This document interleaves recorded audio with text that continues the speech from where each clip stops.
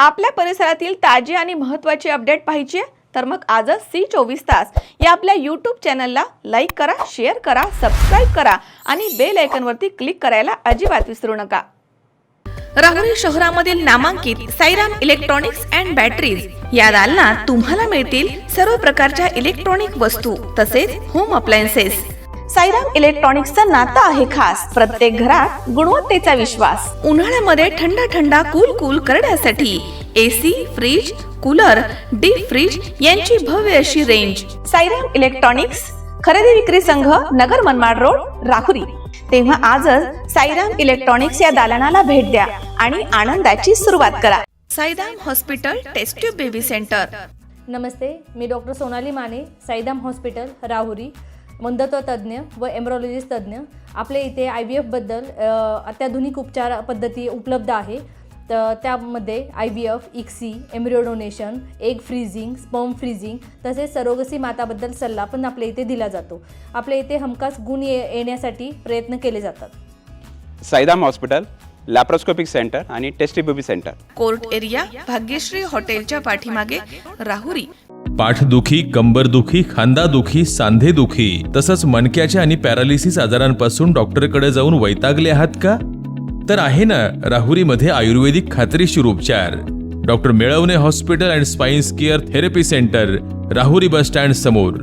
Doctor Ketan Dhananjay Melavane, संपर्क 9890 42 52 40। 25 वर्षाची परंपरा, डॉक्टर मेळवणे हॉस्पिटल।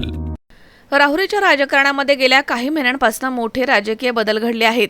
माजी मंत्री प्राजक्त तनपुरे यांच्या भाजप प्रवेशानंतर त्यांना विधान परिषदेची आमदारकी मिळाली आहे, तर विधानसभा निवडणुकीमध्ये त्यांनी माघार घेतल्यामुळे अक्षय कर्डिले यांचा आमदारकीचा मार्ग हा सुकर झाला। पारंपरिक राजकीय प्रतिस्पर्धी असलेले तनपुरे आणि कर्डिले आज एकाच पक्षामध्ये आले असले तरी देखील त्यांच्या कार्यकर्त्यांमधील मतभेद अद्यापही पूर्णपणे मिटलेले नाहीयेत, अशी चर्चा राजकीय वर्तुळामध्ये सुरू आहे। या पार्श्वभूमीवर शनिवारी 18 जुलै रोजी राहुरी येथे होणाऱ्या मतदार यादीच्या विशेष सखोल पुनरीक्षण अभियानाच्या आढावा बैठकीकडे राजकीय वर्तुळाचे लक्ष लागलंय। नगर मनमाड रोडवरील स्नेहपुंज कार्यालयामध्ये सकाळी 10 वाजता होणाऱ्या या बैठकीसाठी राज्याचे जलसंपदा मंत्री तथा जिल्ह्याचे पालकमंत्री राधाकृष्ण विखे पाटील, आमदार कर्डिले आणि विधान परिषद सदस्य प्राजक्त तनपुरे हे एकाच व्यासपीठावरती उपस्थित असणार आहेत। बैठकीचा अधिकृत उद्देश मतदार यादीच्या विशेष पुनरीक्षणाचा आढावा तसेच नवीन मतदार नोंदणी, त्रुटी दुरुस्ती आणि बूथस्तरीय नियोजन हा असला तरी देखील या बैठकीमध्ये भाजपच्या स्थानिक संघटनेमधील समन्वय आणि कार्यकर्त्यांमधील मनोमिलनावरती देखील भर दिला जाण्याची शक्यता व्यक्त करण्यात येत आहे।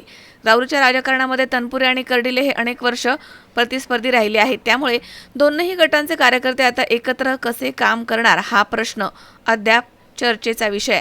अशा परिस्थितीमध्ये पालकमंत्री राधाकृष्ण विखे पाटील यांच्या उपस्थितीमध्ये होणारी ही बैठक केवळ मतदार यादीपुरती मर्यादित न राहता भाजपच्या संघटनात्मक एकजुटीचा संदेश देण्याचा प्रयत्न ठरणार आहे, अशी राजकीय चर्चा रंगली आहे। उद्याच्या बैठकीमध्ये कार्यकर्त्यांना एकदिलानं काम करण्याचं आवाहन केलं जातं का आणि त्यामधनं स्थानिक पातळीवरील मतभेद दूर करण्याचा स्पष्ट संदेश दिला जातो का, याकडेच आता तालुक्याचं लक्ष लागलंय।